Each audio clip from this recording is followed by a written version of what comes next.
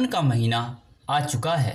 माता पार्वती भगवान शिव से पिछले कुछ दिनों से झूला झूलने के लिए कह रही थी, पर शिव जी अपनी तपस्या में लीन थे। इसीलिए उस समय उन्होंने उनकी बातों पर ध्यान नहीं दिया। इससे माता पार्वती नाराज हो गई और उन्होंने शिवजी से बात करनी बंद कर दी। पार्वती, आज खाने में क्या बनाया है? बहुत भूख लगी है। मैंने आज कुछ नहीं बनाया, मेरा आज उपवास है, इसीलिए आज अपना भी उपवास समझिए। आज कुछ नहीं बनाऊंगी, मुझे दूसरे काम भी करने हैं, मैं जा रही हूँ। क्या हुआ पार्वती, क्या तुम हमसे नाराज हो? आपसे नाराज होने का क्या फ़ायदा? आप कुछ करते तो नहीं, मेरी बातों पर तो आपने आज तक कभी ध्यान दिया ही नहीं। मैं तो बस बोलती रहती हूँ। पति अपनी पत्नी के लिए कितना कुछ करते हैं, एक मैं हूँ जो आप मेरे लिए कुछ भी नहीं करते। कुछ बोलती हूँ तो भूल जाते हैं। तुमने मुझे कुछ कहा था और मैं भूल गया। अरे सुनो तो पार्वती, कहाँ जा रही हो? कहीं नहीं जा रही हूँ, कुछ देर विश्राम करूँगी, सोने जा रही हूँ। मेरे सिर में बहुत दर्द है। माता पार्वती कक्ष में विश्राम करने के लिए चली गई। तभी नंदी भगवान शिव के पास आए। प्रभु, माता आपकी कितनी चिंता करती है, हमेशा आपका ख्याल रखती है, आपकी हर इच्छा को पूरा करने की चेष्टा करती है। पर मैं कुछ दिनों से देख रहा हूँ, माता शायद माता की नाराज़गी इसी कारण से है कि आपने उनके लिए सावन का झूला नहीं बनाया। अरे हाँ पार्वती, तो मुझे झूला बनाने के लिए कह रही थी, मैं भूल गया। मैं तपस्या में लीन था, इसलिए मैं पार्वती की बातों पर विशेष ध्यान नहीं दे पाया। पर अब तुम ही बताओ कि मैं क्या करूं? क्या है प्रभु, माता पार्वती की इच्छा को पूरा कीजिए। आपको उनके लिए झूला बनाना होगा। तुम ठीक कह रहे हो नंदी, मुझे झूला बनाने की तैयारी करनी होगी। अभी पार्वती सो रही है, मैं पार्वती के उठने से पहले ही एक सुंदर झूला तैयार कर दूंगा। इसके पश्चात शिवजी ने अपने सभी गणों को बुलाया और उन्हें झूला बनाने के लिए सामग्री लाने के लिए निर्देश दिया। नंदी, तुम सबसे मजबूत लकड़ी लाओ। हमें एक ऐसी लकड़ी चाहिए जो मजबूत और टिकाऊ हो। जाओ, आज्ञा प्रभु। मिर्भिर्गी, तुम जंगल से सबसे सुंदर और रंग बिरंगे फूल लाओ। हमें झूले को सजाने के लिए उनकी आवश्यकता होगी। जो आज्ञा प्रभु। शिवजी ने अपने सभी गणों को झूला बनाने के लिए कोई न कोई सामग्री लाने भेजा। उनके जाने के पश्चात शिवजी ने पेड़ की कुछ लताओं को तोड़ा और उनसे एक मजबूत रस्सी बनाई। कुछ देर बाद शिव गणेश प्रारंभ किया। तभी माता पार्वती अंदर से आवाज लगाती है, क्या बात है नंदी, बाहर से इतनी आवाज क्यों आ रही है? तुम सब क्या कर रहे हो? मुझे नींद भी नहीं लेने दे रहे हो। प्रभु, माता जाग जाएगी, जल्दी कीजिए। बस हो गया नंदी, यह रस्सी अच्छे से बांध दूँ ताकि टूटे ना। और फिर कुछ ही समय में कैलाश पर्वत के ऊपर में एक बहुत ही सुंदर फूलों से सजा झूला बनकर तैयार हो गया। वो झूला जिसे भगवान शिव ने स्वयं अपने हाथों से बनाया। जैसे ही माता पार्वती उठकर आती है तो उपवन की ओर देखती है। आज ये सारे शिवगण वहाँ उपवन में क्या कर रहे हैं? महादेव तो इस समय तपस्या में लीन होने चले जाते हैं, पर आज तो यह अपने शिवगणों के साथ मस्ती कर रहे हैं। देखो तो जरा, यह सब एक साथ में तभी इतनी देर से शोर मचा रखा है। माता पार्वती तो कुछ और ही सोच रही थी, पर उन्होंने जैसे ही उपवन में प्रवेश किया तो अपने सामने एक सुंदर फूलों और विष की लताओं से सजा हुआ झूला देखकर माँ पार्वती की खुशी का ठिकाना नहीं रहा। माता, देखिए भोलेनाथ ने आपके लिए स्वयं अपने हाथों से कितना सुंदर झूला बनाया है। इन सब में भी सामग्री लाने में मेरी सहायता की है। देखो पार्वती, झूला कैसा लग रहा है, अति सुंदर। आपने मेरे लिए इतना सुंदर झूला तैयार किया, मैं बहुत खुश हूँ स्वामी। चलो आओ, इस पर बैठकर दिखाओ तुम्हें कैसा लगता है। माता पार्वती झूले पर बैठती है और भगवान शिव उन्हें झूला झुलाते हैं। वह बहुत खुश हो रही थी। सभी शिवगण अपने दूसरे कामों के लिए चले गए थे। कुछ देर झूला झूलने के पश्चात भगवान शिव और माता पार्वती भी अपने दूसरे कामों में लग जाती है। तभी आकाश मार्ग से कुछ राक्षस गुजरते हुए यह सब नज़ारा देख रहे थे। उन्होंने शिवजी और माता पार्वती को तंग करने के बारे में सोचा। राक्षस की पार्वती ऐसी ही है, वो ना तो खुद ही खुश रहते हैं और ना ही किसी दूसरे को खुश रहने देते हैं। अरे देखो, शिवजी ने अपने उपवन में एक झूला बनाया है। हमारे होते हुए यह झूला यहाँ पर टिक नहीं सकता, तो चलो हम झूले को तोड़ देते हैं। जब इस झूले पर महादेव और पार्वती झूलने के लिए बैठेंगे तो यह झूला टूटकर गिर जाएगा और बहुत मज़ा आएगा। तो चलो फिर यही मौका है। झूले की रस्सी को किनारों से थोड़ा थोड़ा काट देते हैं। जैसे ही रस्सी टूटेगी, धड़ाम से महादेव और पार्वती जमीन पर गिर जाएंगे और फिर यह नज़ारा देखने वाला होगा। हाँ, जब झूला टूटकर नीचे गिरेगा तो पार्वती शिव पर क्रोधित हो जाएंगे और फिर इन दोनों में घमासान युद्ध होगा और हम इस युद्ध का खूब आनंद लेंगे। अंधेरा हो चुका था। सभी राक्षस नजरें बचाए उपवन में गए और उन्होंने रस्सी के ऊपरी हिस्सों को अपनी तलवार से थोड़ा थोड़ा काट दिया ताकि धीरे धीरे रस्सी खिसलकर अपने आप ही टूट जाए। इसके पश्चात सभी राक्षस वहां से चले गए। तभी वहां शिवजी के दो नाग उपवन में बने अपने बिल से बाहर आए तो उनकी नज़र आकाश मार्ग से वापस जाते हुए राक्षसों पर पड़ गई। दोनों नाकों को शक हुआ, मुझे लगता है यह राक्षस जरूर उपवन में कुछ न कुछ गड़बड़ करके गए हैं, वरना वह इतनी रात को यहाँ क्यों आते। आप बस वह सब महादेव द्वारा बनाए हुए इस झूले के आसपास क्या कर रहे थे। चलो हम चलकर देखते हैं कि उन्होंने झूले को कोई नुकसान तो नहीं पहुंचा दिया। दोनों नाग झूले पर इधर उधर घूमकर देखने लगे। तभी उनकी नज़र रस्सी के किनारों पर पड़ी तो राक्षस थोड़ी थोड़ी काट कर गए थे। दोनों नाग समझ गए कि यह करतूत उन राक्षसों की है। तभी सुबह हो गई और महादेव और माता पार्वती प्रातःकाल झूले पर बैठने के लिए आ गए। दोनों नागों को जब कुछ नहीं सोचा तो वे दोनों रस्सी के उन कटे हुए हिस्सों पर मजबूती से लिपट गए ताकि रस्सी नीचे न गिरे। महादेव और पार्वती झूला झूलने लगे।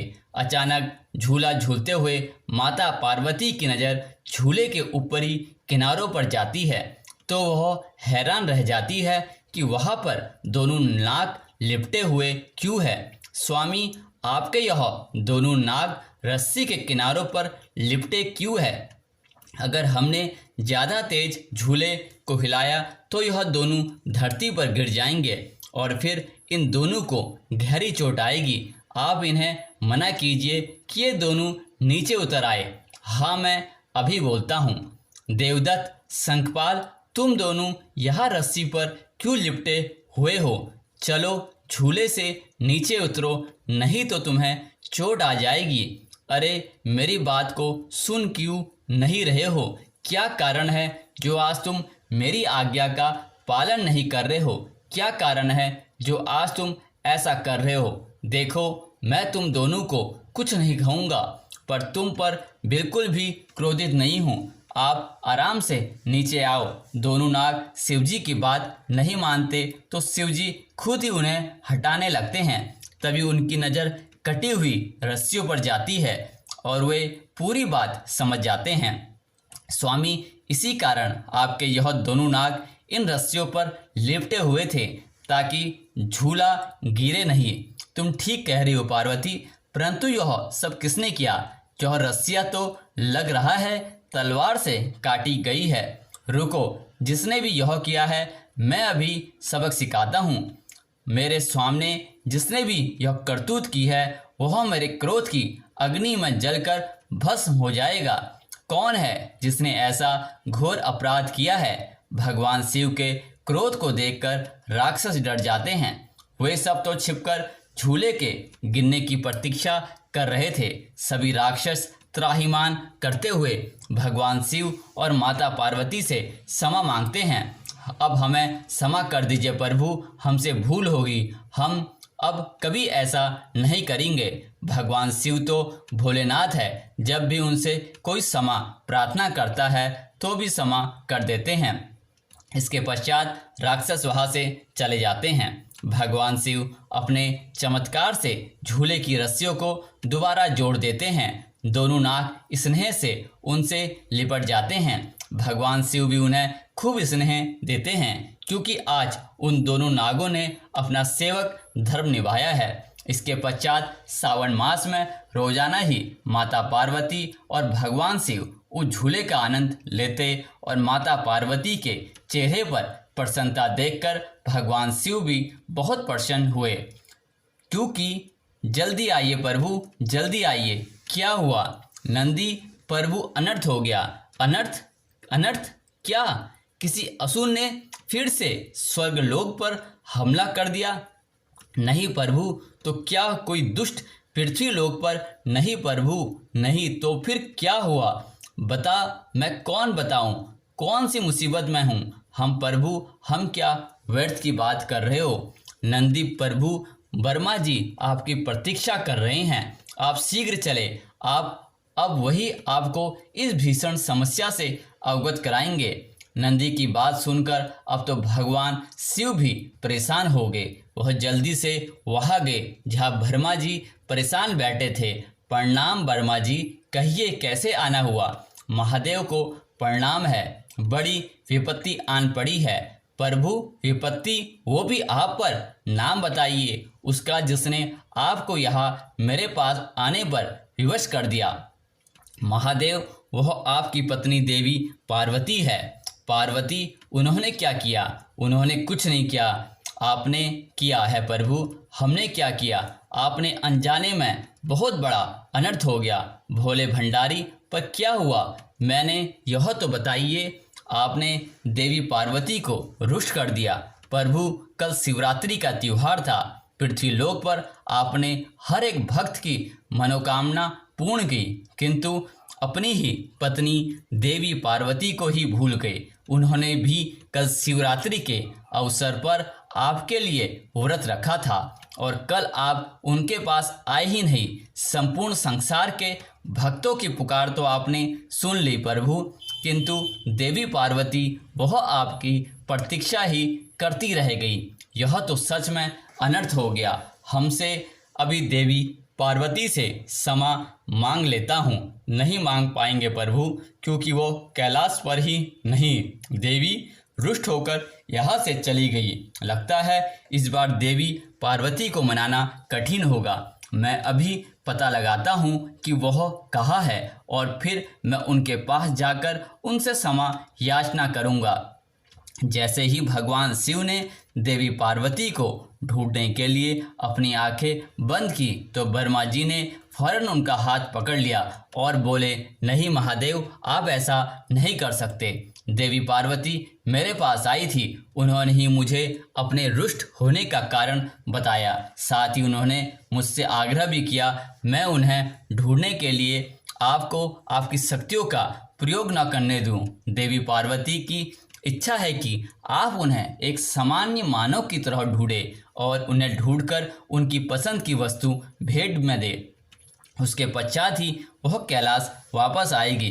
किंतु यह कैसे संभव होगा प्रभु? हमारे लिए कुछ असंभव नहीं है। नंदी, यदि देवी पार्वती की यही इच्छा है तो ऐसा ही होगा। चलो हमारे साथ नंदी।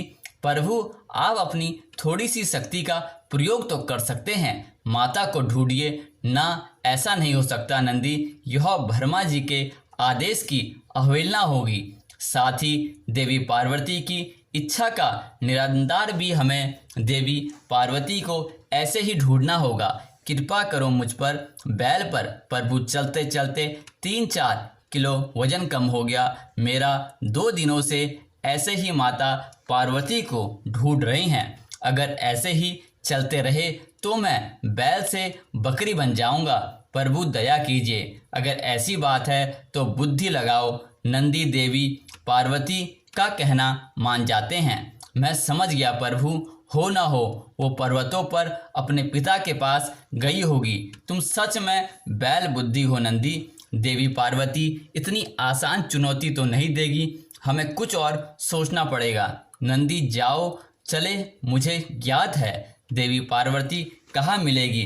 यह तो आपका ही मंदिर है प्रभु, कितना भव्य और विशाल है। पर यहाँ क्या आप स्वयं से सहायता मांगने आए हैं? नहीं नंदी, देवी पार्वती चाहे कितनी भी कष्ट में हो जाए पर वो मेरी पत्नी है। साथ ही मेरी परम भक्त भी मुझ पर विश्वास है कि वह हमें यही मिलेगी। बस अब इन नारियों में मुझे देवी पार्वती को पहचानना है।